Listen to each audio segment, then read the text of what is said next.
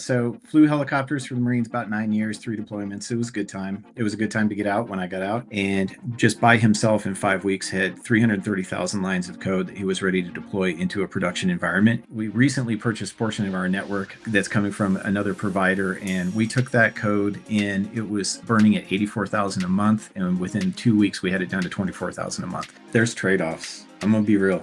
Yeah, just like you're dealing with, there's X number of hours in a day, and the demand is Y, and Y usually is bigger than X. It just seems like that's the way it works. I have a family that has been very patient with me, is the answer. I don't know where you're based, but in a couple weeks, as mentioned, I'll be hosting an XRP meetup in Denver. It's an official side event to ETH Denver. Personally invite you. I think you would be a great integration into the production if that's something you value in. But anyways. Oh, I do. I appreciate you, Ray. I'll take you up on that. All right. Amazing. I didn't expect that. All right. What's going on, family and friends? We're back with another exclusive production. This one is a much anticipated interview as I was introduced to this accomplished U.S. veteran through Titan Angels. Let's bring him up onto the stage.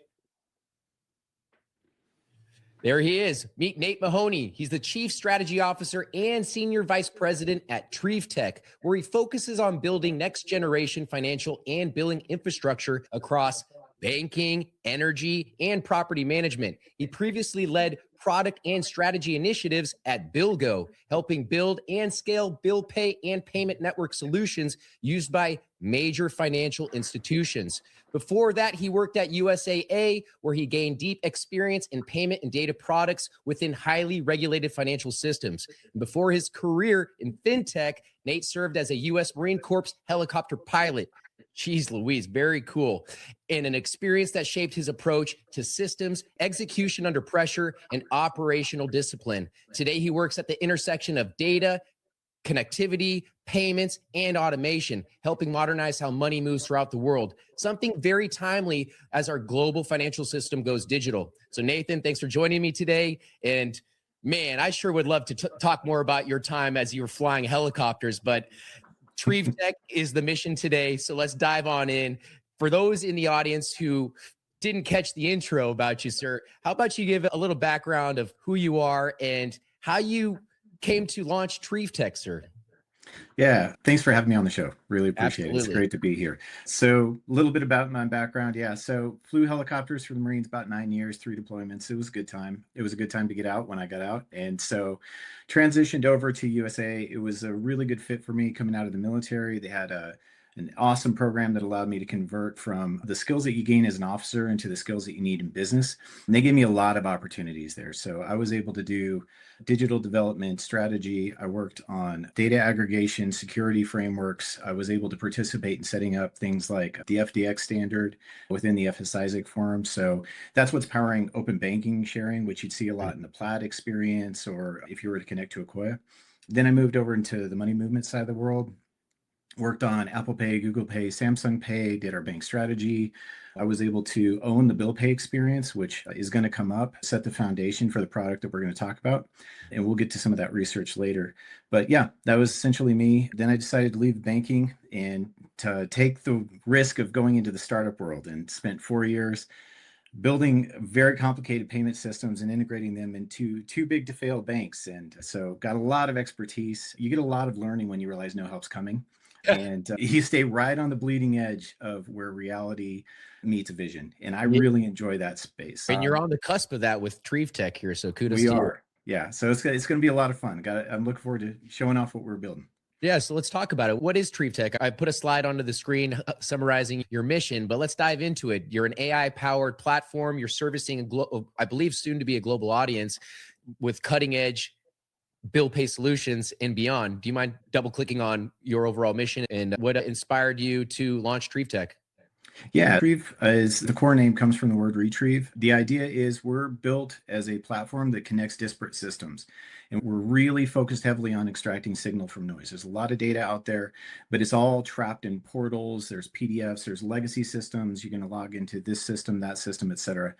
And you as a human are the connecting tissue between all these fragmented use cases, whether it's in your retail, personal bills that you have to pay every single month, all the way up to property management and large scale enterprise management of disparate locations. And so What I want to do is talk through today a little bit of how we're going to do that, how the technology works, and we're going to be able to explain how we're going to draw sort of a meta vision of you having the fundamental connected data architecture that sits at a layer of infrastructure, and then you can stack the intelligence of AI systems and automation and some of the new payment capabilities coming in to create beautiful end-to-end workflows where you move from being the actual operator and task sheet, spreadsheet manager, those kinds of things, to moving into oversight function of your own personal life and your own business. Yeah, said. As you're defining these different infrastructure layers, I'm relating to the puzzles that I'm making with my 4-year-old daughter and just trying to how do you align all these pieces together? How do you stack them all? But what you're doing is obviously at another level. I'm just trying to play it down a little bit so my simple mind can understand. But there's so much to unpack with just the counterparties that you have to work with. How do you blend these systems across different verticals? How do you approach the market?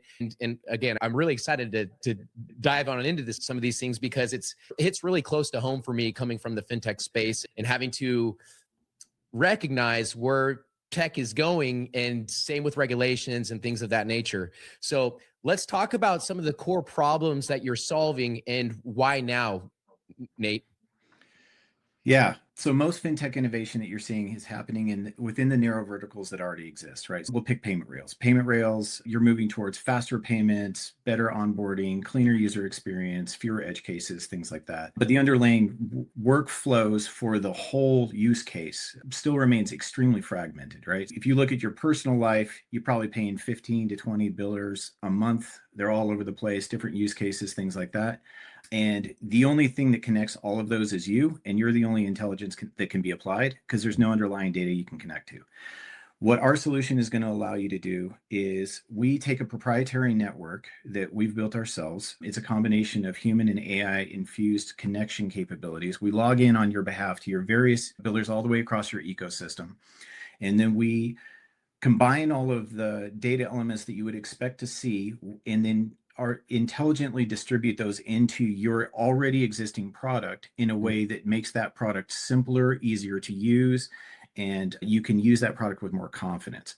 Yeah. And so as a result, and we'll go through this in more detail, but at the highest level, what we're looking to do is unify data, payment, and then add intelligence so that whatever workflow you're working in, whether it's your personal bills, whether it's managing your business, whether it's managing properties, that we can unify all of those and allow you as a human to have oversight over trusted automation instead of being the actual agent doing the connection.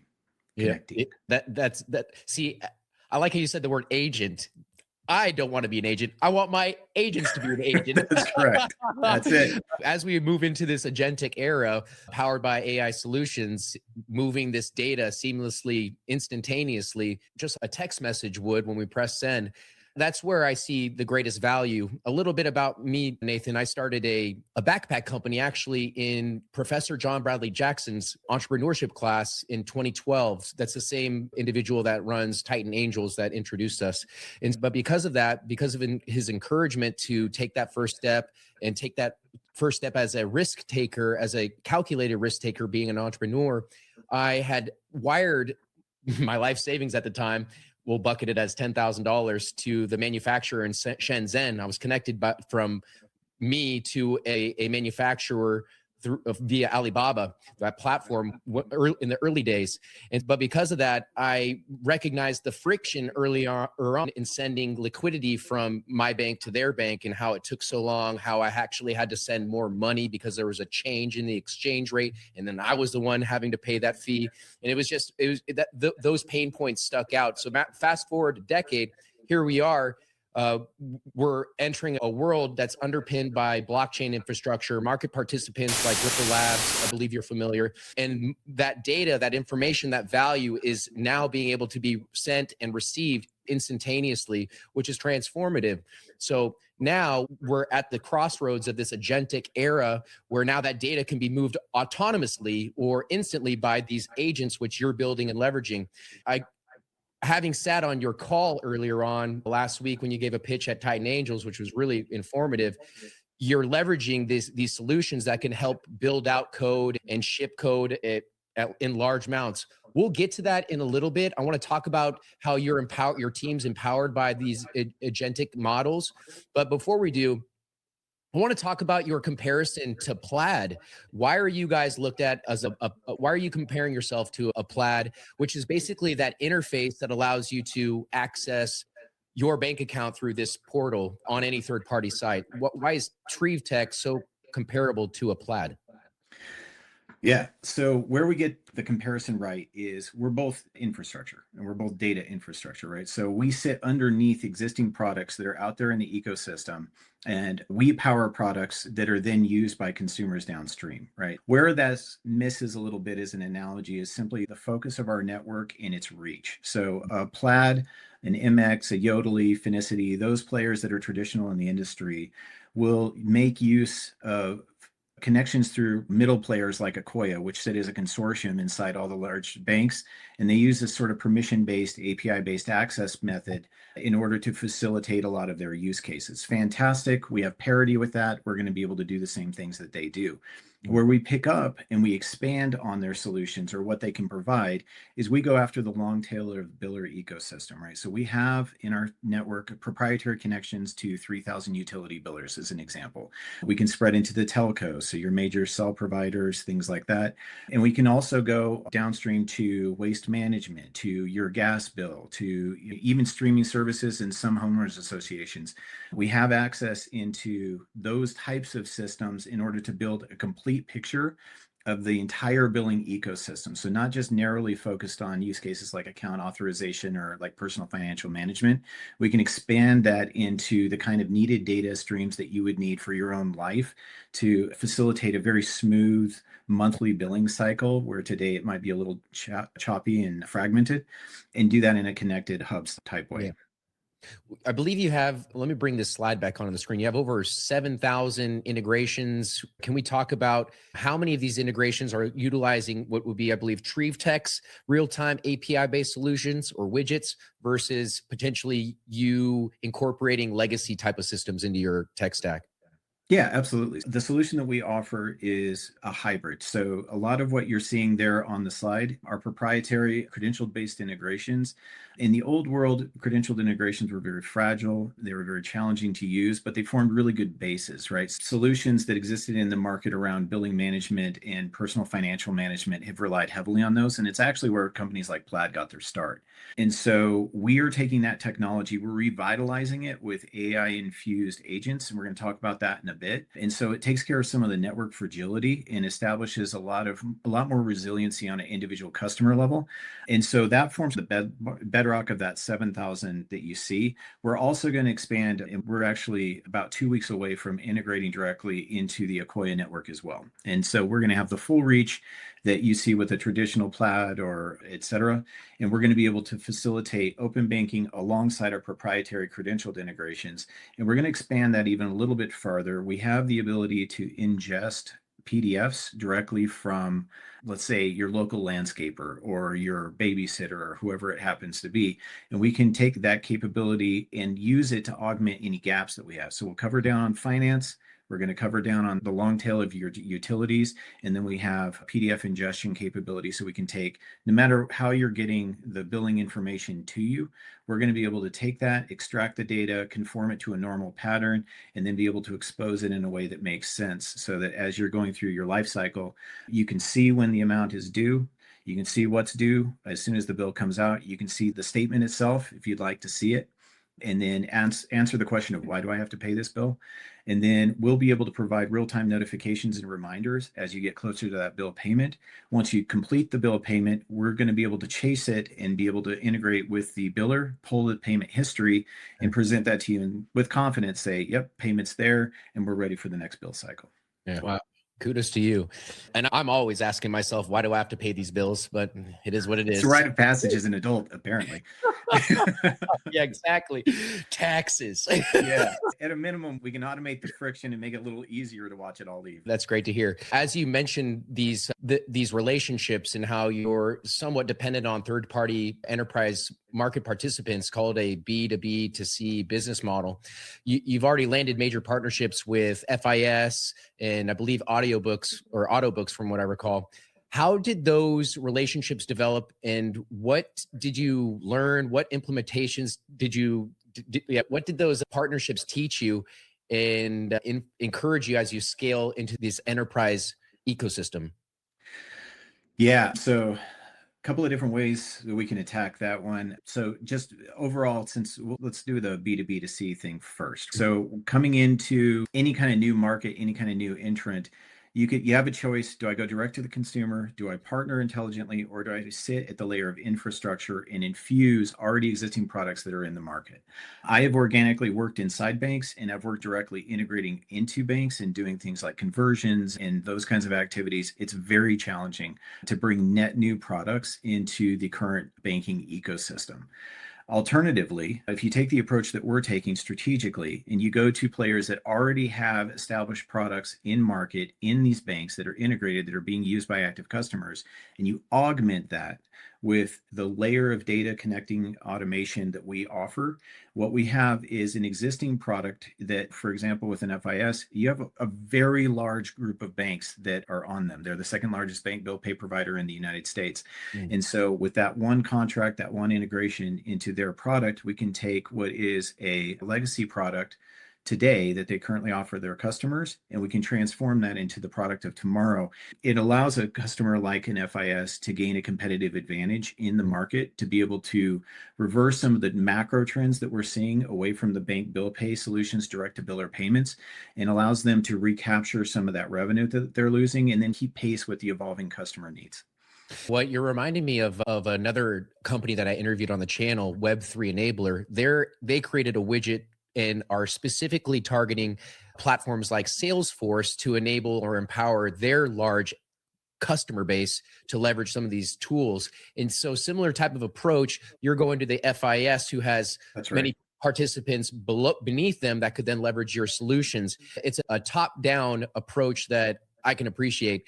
And then when you have someone like me that's doing the bottom up, we can meet somewhere halfway and help educate, and also while at the same time expanding horizontally your product market and fit, which is very interesting. And I think that's just the way the world, or the way the cookie's crumbling as of late. So let's actually talk about that, your horizontal expansion. You're simultaneously going after fintechs, utilities, and commercial property managers. What's your approach to expanding into these verticals horizontally without, I would say, giving up or sacrificing any of your tech or solutions? Yeah, at the outset, it sounds pretty ambitious, right? I'm going to take a brand new emerging platform and I'm going to immediately attack 5 different use cases. At the outset, and especially in the old world, I'd probably said, you might want to narrow, you might want to focus, but we aren't actually building 5 products. What we're building is one platform. That platform has the same underlying technology and services, right? We do integrations, ingestion, normalization, payments, and then analytics, all on the standardized services. And then what presents to our customers is 5 separate products by the creative combination, and then generating the bespoke solutions that are required for each use case, right? So we'll take the same underlying connection to, say, Con Edison or a PG&E, and that use case may make sense within a bank bill pay use case, right? So we'll enable that same linking capability, augment it with the data that we extract from there, present it in a normalized way, power use cases there. And then you take that same payments and data connection capability when you apply to a property management solution. It's the same thing. You're still the same integration into a utility provider, same method of recurring integrations throughout the month. You're still going to want the PDF scraped, normalized data. You'll apply it a little differently. You're going to want it in something that's going to work more of a back office professional way. It's going to have analytics, reporting, auditing. It'll be able to do anomaly detections, things like that, that are going to allow us to take what has been a very lagging portion of our national ecosystem, if you want to call it that, where there's a lot of folks still today that are in very old systems.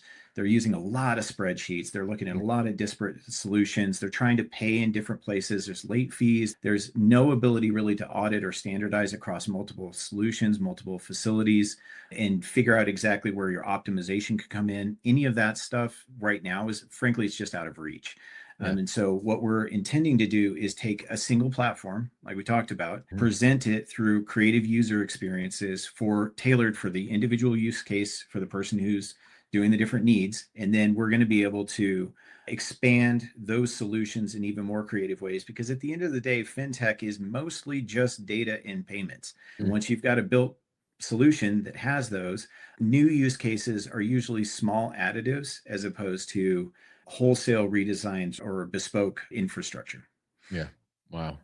A lot to unpack there. Kudos to you guys, Nate. Shifting gears here, sir. Let's talk about your revenue model. You, after sitting in on the Titan Angels pitch provided by TrieveTech, thank you very much. That was a great experience, like previously mentioned. You talked about taking your projections. I believe it was an ambitious ramp up from somewhere around $6 million and ramping it up to about 97 million, or let's bucket as 100 million within 4 years. So what do you think is going to drive that growth, and what assumptions need to occur for that to become a reality? Yeah. So it sounds ambitious, but the assumptions actually aren't that heroic. It's all volume based, right? So everything that we do, our underlying financial model is we have a small platform fee that we'll have just to cover the integration costs. And then after that, it's all scaling economics, right? So per unit pricing for what we're offering our clients.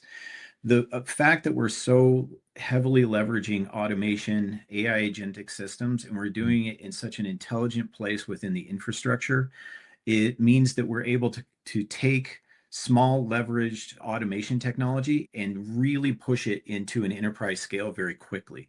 Just between the two clients we've got signed, we've already got a reach into 2,000 banks and every one of their bill paying customers, right? So you can see, and that's already locked in. So we've barely gotten off the ground with pilots now, and we're in the final stages of implementation there. I fully expect by the end of 2026, you're going to see material revenue coming in from both of those. And the nice thing is that as the volume expands, our margins expand as well, right? It's a little more expensive when you're doing things at the short end. And then with these large scaling clients, the unit economics really favors you as you go to a larger reach.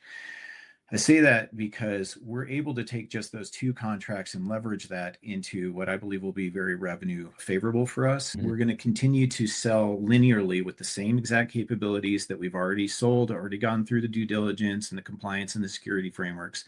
And we're going to continue to be able to sell to other major providers that are competitors to, say, an FIS or an Autobooks.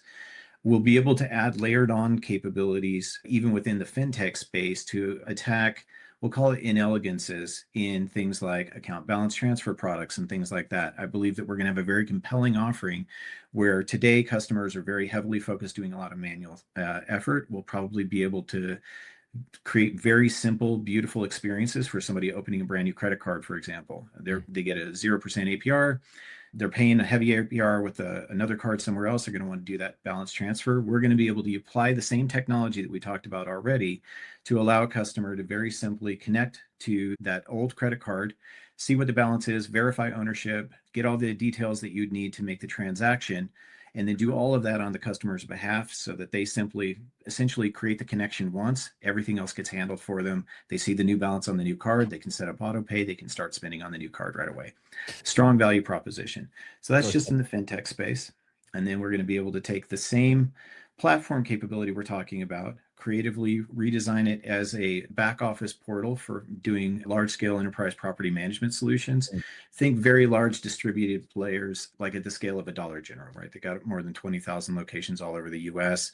And we're looking to go into solutions that can help property management's back office CFO type capabilities be able to really manage their entire portfolio of physical locations, see all of the bills and all the utilization on utilities that are happening across all those disparate locations, find optimizations, and then figure out where you're doing overages and late fees, where you're paying too much for peak usage, for example, and during peak demand times. Maybe some of your stores are not being used as effectively or efficiently as you could, and we'll be able to showcase where some are more efficient than others and normalize that to locations across time. So that same capability then goes and extends into a whole different utility and property management ecosystem. Yeah. So the way Wow. we're doing this as a company is we're going to split our sales activity. And we're going to have one sales team moving into the fintech space to continue that linear progression that we talked about. And then we've got a separate sales team that's moving into the property management utility use case. Same platform, very clean engineering, and we're going to be able to adapt very quickly to evolving customer needs. Yeah. Exciting. As you were mentioned or just sharing this information, I'm thinking through my insurance cap, because I come from the insurance world. I sold business insurance, workers' comp and liability for 10 years before diving into this fintech, media, tech-enabled environment on the bleeding edge of this space. One of my customers or clients had dozens of subways. So this, and having to account for each individual location seemed like it was a nightmare. So with your systems, you can automate or at least pull all those potential data points into one aggregated interface and be able to get a comprehensive overlook, or call it a 30,000 view of what's going on holistically, rather than having to do things individually and then basically work backwards or forwards, whichever way you're working, to add it all back up and then get a holistic view. This is an automated way. Very interesting. And I think that would save a ton of time for someone like my client who operates many subways. And so anyways, but let's shift gears again. I want to talk about the agentic era that we're moving into, that you're obviously at the helm of this transformation. You mentioned during the call that with Titan Angels last week, seems like a few weeks ago now as time flies, that your company is shipping out almost or more than 300,000 lines of code in just 5 weeks, which I believe is something that's empowered by agentic models, which you're leveraging. And before you share your insights, I had come 2 weeks ago, I went to a Wharton hosted 2026 Future of Finance Forum. And one of the speakers was the chief product officer for Anthropic. And what he had mentioned was Anthropic was leveraging Cloud, one of their AI solution, to build out their own AI solutions, as they're using AI to build out AI solutions, which is mind blowing. Can we talk about, are you doing something similar at TrieveTech? What's going on with this agentic era that you are, again, at the helm of? Yeah. So of all of our topics, I think this one's going to be the most exciting for me to talk about. Wonderful. Yeah, I am extremely bullish on where I believe individual developers are going to be able to make outsized improvements to every one of our lives, as long as we effectively harness them and utilize them to their max extent. So I've come from a lot of the same traditional worlds. I've done the safe agile frameworks. I've talked through extreme coding, all the stuff that you would expect from somebody that's in the engineering product world. We are at a full different version now than anything that I've seen, and we're creating it organically. To nail down the example that you were talking about, we knew we wanted to create the ability for an integration to self-heal, is the way we described it, right? Because in a traditional world where all a builder has to do is change their website and our entire integration breaks, and we got to bring a new engineer in, and it takes time, and we got to get up, and the entire time any customer that's connected to that builder is sitting waiting, and the experience looks broken, right? So that's always been the challenge with a traditional credentialed integration. So we knew that with the promises of artificial intelligence, we should be able to solve that, but we didn't exactly know how. So I threw one engineer, just the one engineer. He's a very capable, gifted guy. He runs our network team. And he went in, and within 5 weeks, he built a multi-agent framework that worked together to identify, detect what was going on within the integration, go through, design a new solution using our existing codecs, our existing infrastructure, propose that solution, code the solution, put it into place, test it, see if it worked, come back, revise as many times as is needed. Once it feels it's working correctly, propose that as a PR for a human to come in and review and make sure that the code all works. Once we're through, we push into our production environment, and away it goes. That cycle was proposed essentially the way I just described it to you, with that one engineer working solely with we heavily use codecs in our systems today. And so he's leveraged that plus the agentic framework that we've been talking about. And just by himself in 5 weeks had 330,000 lines of code that he was ready to deploy into a production environment. And we're into testing right now. Wow. So it's an example of how you can take an individual engineer, and you can almost create an analogy in your mind. An engineer today is the same thing as an engineering team even 18 months ago.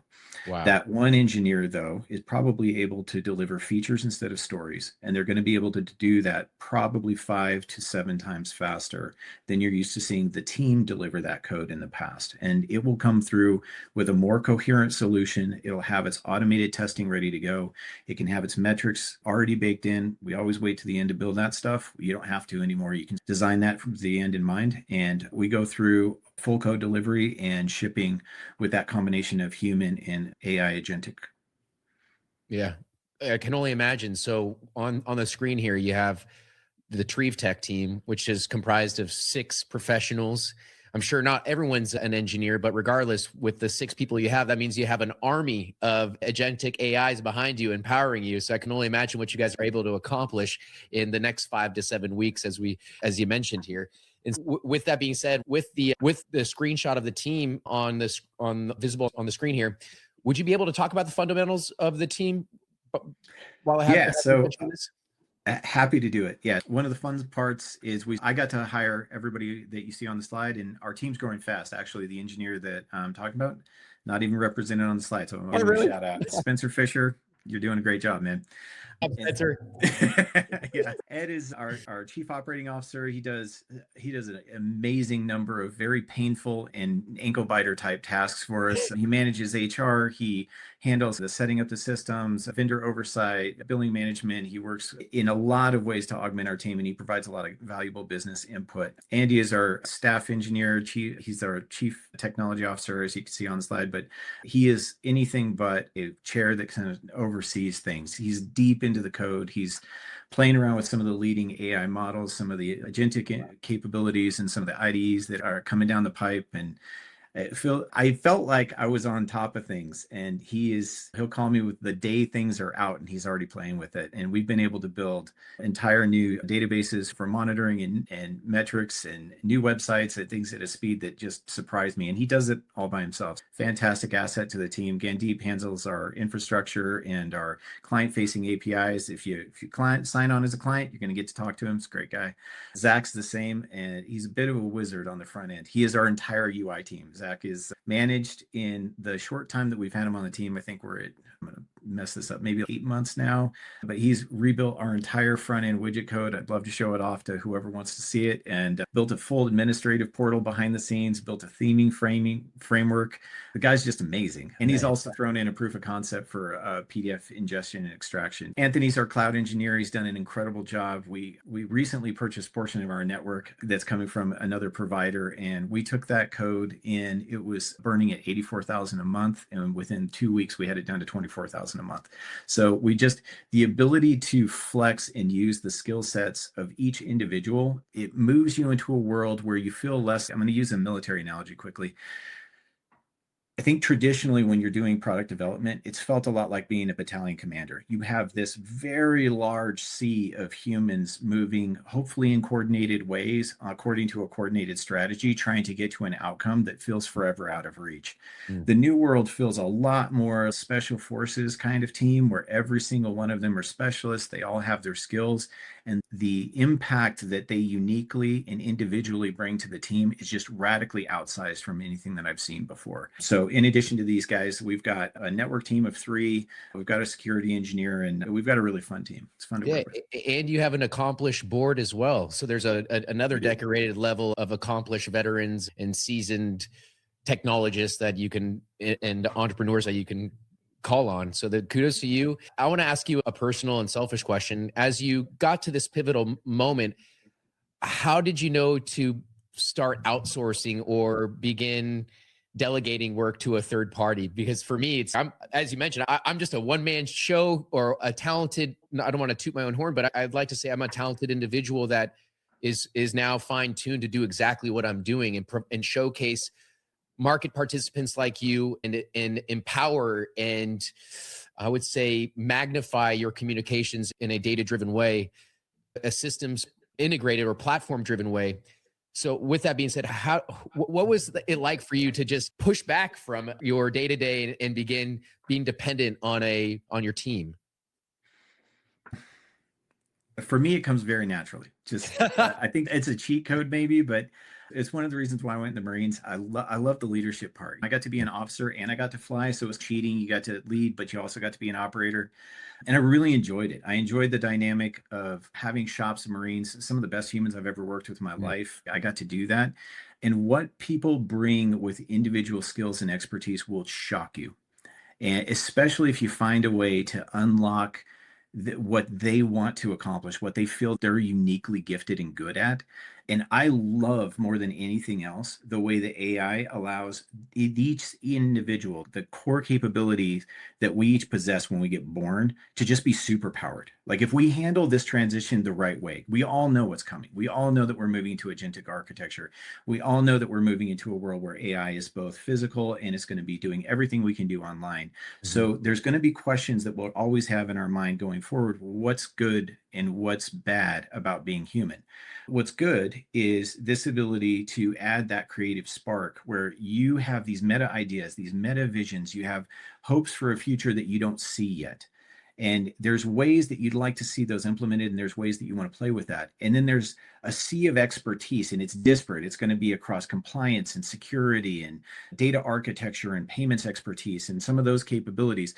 And you're going to have to combine all of those in order to do that macro vision into the real world. And so what I love doing is building teams that build things, if that makes sense. And you just throw that big vision out ahead of you. And so often the people that come in, they make the idea better and then they want to go and execute their part of it. And you get to watch. Sometimes, yeah, it feels like that math problem, a train leaving Alabama at 40 miles an hour, and a train leaving Georgia at 40, that kind of thing, where you're trying to kind of line all the timing up and make sure it all delivers all at the same time. But that's more of the orchestrating function. And I really enjoy doing that piece of it and allowing the individual expertise of each one on the team to shine uniquely within their vertical and be able to own that solution with radical accountability, radical authority to make the change they want to see in the world too. Yeah.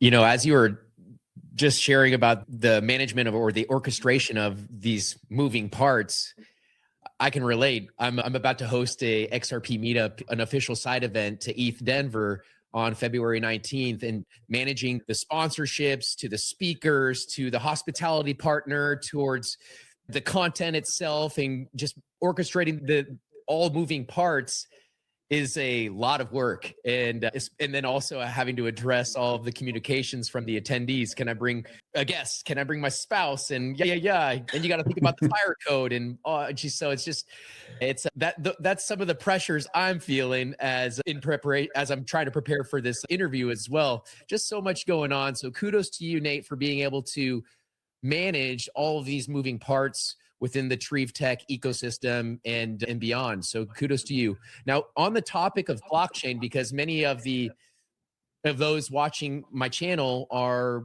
enthusiasts of the evolution of the tech, looking forward, as you look forward into the future, how do you see decentralized infrastructure, blockchain nodes, or smart contracts fitting into TrieveTech's roadmap?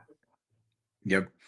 Like you, I'm a bit of an enthusiast when it comes to cryptocurrency, blockchain, smart contracts. I think there's a lot of promise there, and I'm excited by the technology and honestly some of the societal impacts that I think are going to come downstream from adopting this. And the way I see blockchain in it, I always reserve the right to learn, but I personally see it as a settlement and coordination layer. I don't think it will, on the long run, replace billing systems. I don't think it's going to replace some of the real world workflows per se, but I do see, if you go back to the sort of formula that we talk about for success, which is the data plus payments plus intelligence, I see it as infusing our transparency. We're going to be able to see better into the system and see more attribution, more metadata around why a transaction is occurring, how it's tied together. We'll be able to see faster settlement times. We'll have a different confirmation framework that I think is going to elicit more trust. And all in all, I think it's going to augment the broad automation needs that folks need that are going to be our clients. And I think it's going to be a tailwind for our product.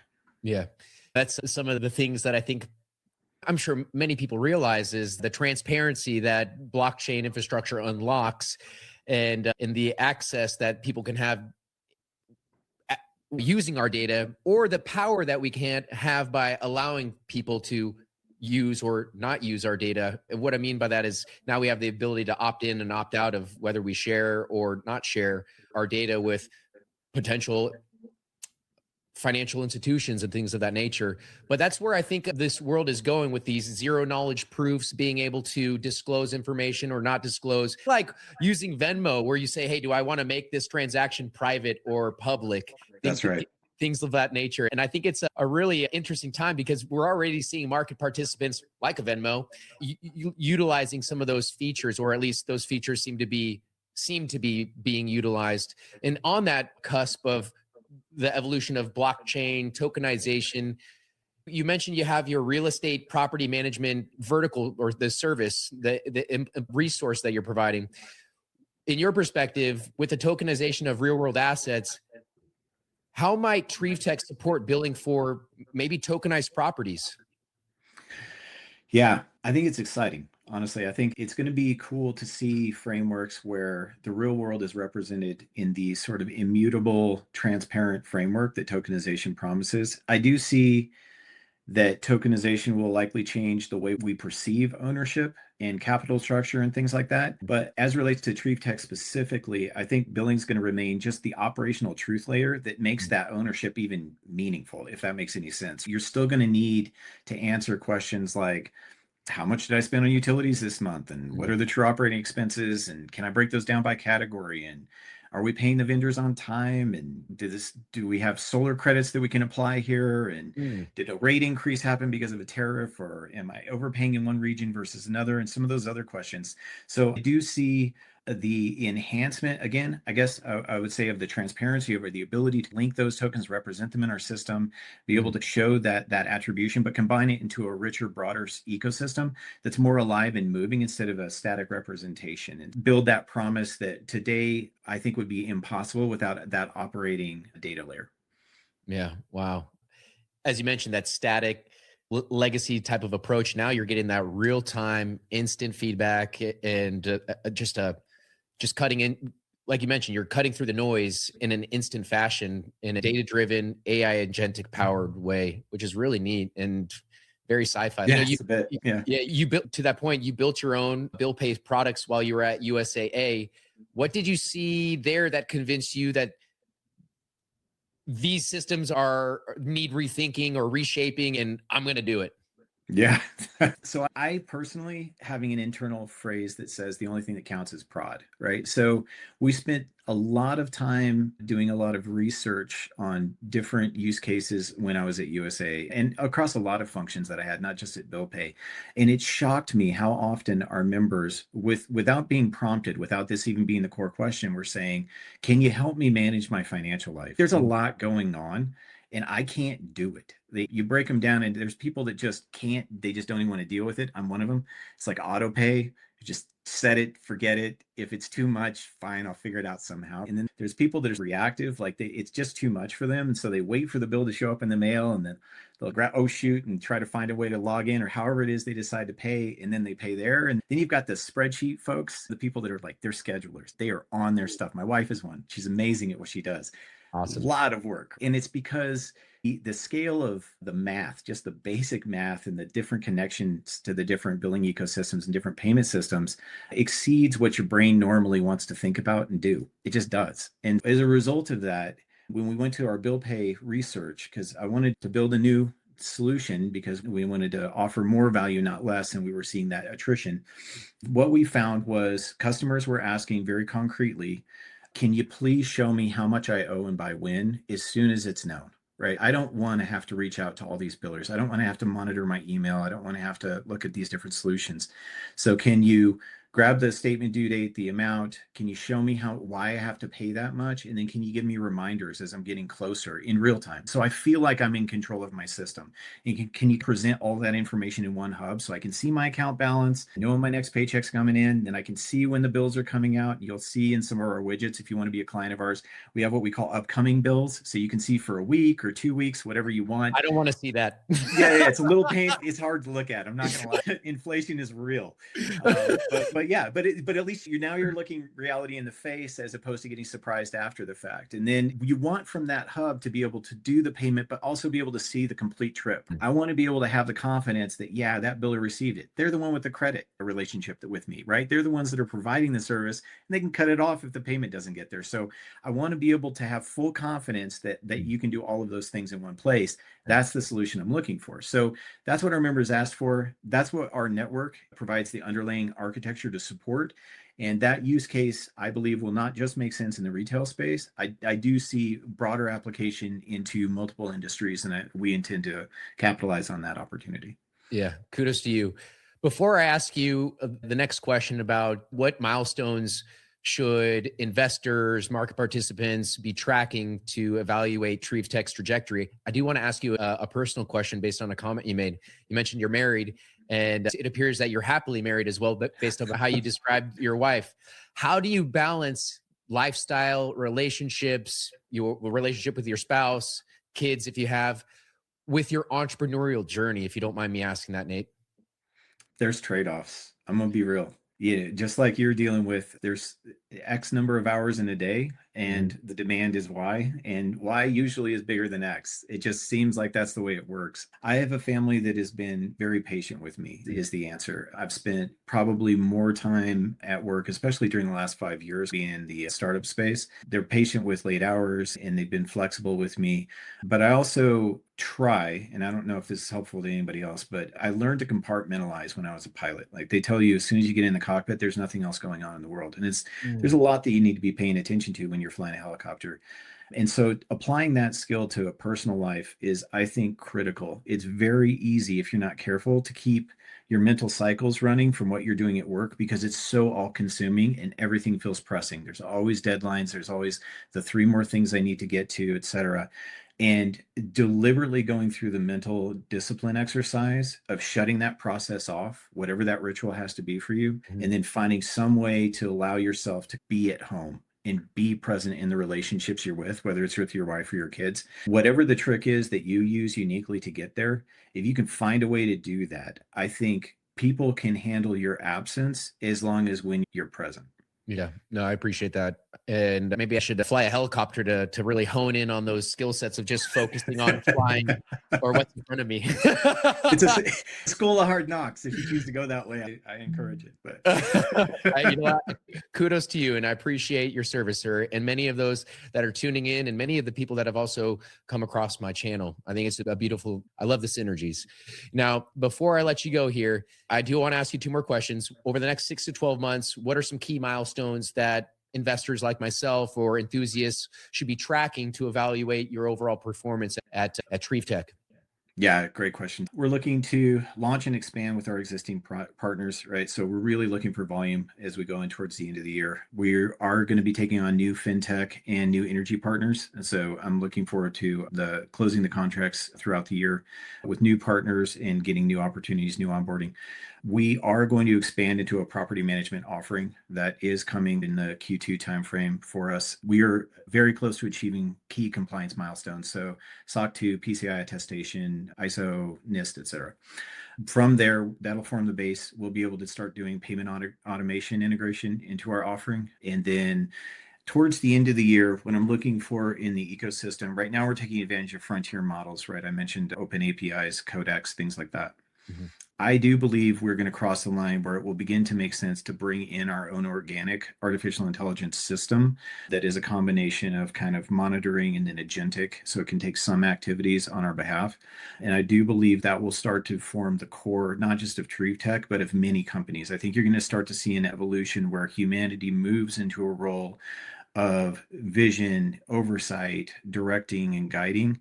And automation increasingly is going to take over for 80% of the use case, where it's going to handle the routine, the mundane, not just on clean automation, but also in agentic frameworks. And so we're seeing where that trend is going. We're already planning for it, and we intend to bring that organic capability inside.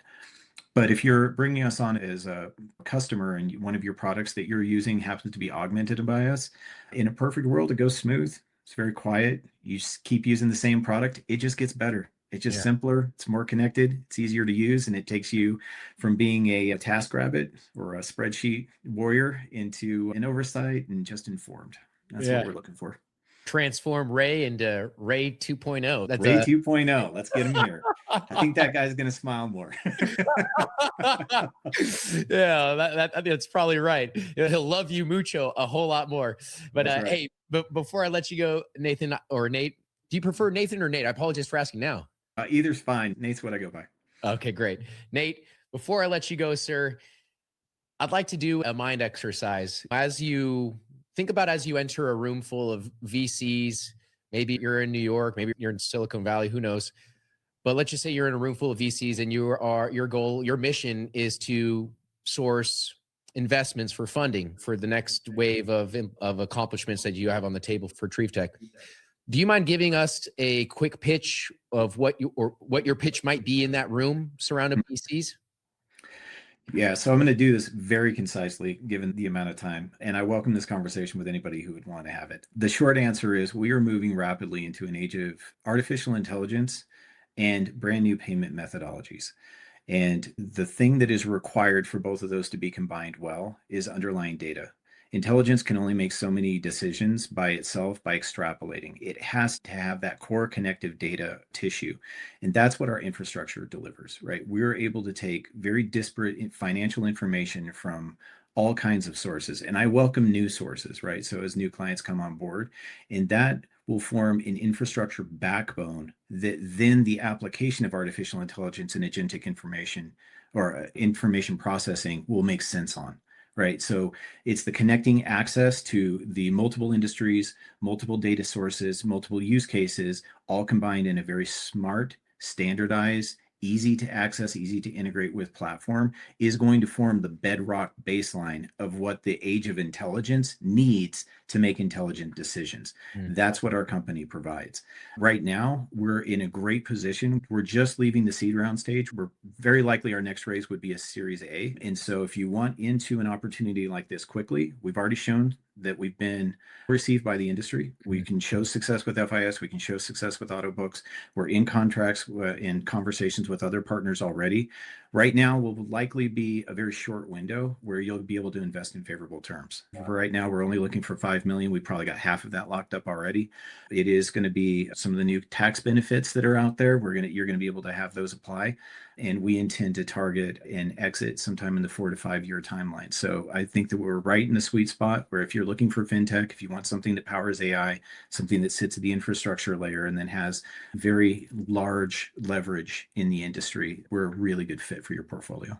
Yeah. With a 4 to 5 year time horizon at the seed stage level, that's amazing. I think the road to potential profits is much sooner than later, especially with the given normal 10-year time horizons for traditional funds and things of that nature. Interesting. Thank you for sharing. And as you were talking, Nate, I don't know where you're based, but in a couple of weeks, as mentioned, I'll be hosting an XRP meetup in Denver. It's an official side event to ETH Denver. We've got 150 people attending the event. We're going to be showcasing 3 speaking panels. One speaking panel is already going to showcase John Wingett. He's the CEO of Bank Social, as well as Dave Goodman. Dave is a 30-year U.S. Navy veteran who also took IBM's mainframe and put it onto the cloud. So he was part of that transition and understands this decentralization of cloud and ultimately the evolution of blockchain and things of that nature. So I actually think that would be a panel that you would fit in very well, given your background as well as your expertise. I want to say that even that speaking spot, to be specific, is around 6:15 or 6:30 on February 19th. So if you're in that area, would love to showcase just who you are in front of a bunch of media, multiple media outlets there, as well as many market participants. I saw I Trust Capital's come in. Uphold Digital Ascension Group is the title sponsor. That's Jay Claver, the CEO at the helm. We've got some really interesting people that will be there, movers and shakers, as well as just enthusiasts. So I think personally invite you. I think you would be a great integration into the production if that's something you value in. But anyways, Oh, I do. I Oh, appreciate you, Ray. I'll take you up on that. all right. Good stuff. Amazing. I didn't expect that. All righty. Okay. After this call, I'll provide you with more details. I'm just coming off the heels of a quick trip, a 3-day trip to Texas, which I appreciate you working with my schedule because we were supposed to do this interview yesterday. But there's a lot of developments coming out within this ecosystem coming from my former employer, Link2, who's also aimed to tokenize private equity and move this industry to where all the other industries are going, underpinned by agentic models, platform era. There's just so much going on. And so that's why I feel like there's a lot of synergies that you would complement, and a lot of the attendees would find value in what you have to say, because there's a lot of overlapping and overarching themes that are very similar if you're tracking. But anyway, so again, I'll provide that information following this call. And where I was getting at is I just need to play a little bit of catch up, because I've been in a courtroom for 36 hours for these past 3 days. So I appreciate your patience. But anyways, more importantly, thank you for sharing your time with me, Nate. And I look forward to seeing you in Denver in 2 weeks. All righty. Sounds good, Ray. It's been a pleasure. Hey, it has been. And thank you for joining me, and thank you all for tuning in today. I strongly encourage you to visit, what's your go-to website, Nathan? TrieveTech.com. TrieveTech.com. Exactly. So I encourage those of you who want to learn more about TrieveTech and potentially participate in the growth trajectory to dive on into TrieveTech.com, or show up to our upcoming XRP meetup at ETH Denver on February 19th starting at 6 p.m. and it goes to 8 p.m. Everyone will get a free drink ticket, some premium appetizers, and obviously a front row seat to listen to what Nate has to say and other leading, I would say, and disruptive market participants in this ecosystem. Nate, appreciate you. You go have a great rest of your day with your lovely family back at home, or if you decide to go fly a helicopter, the choice is yours. And I appreciate you, sir. So have a great rest of your day. Thank you. Thank you.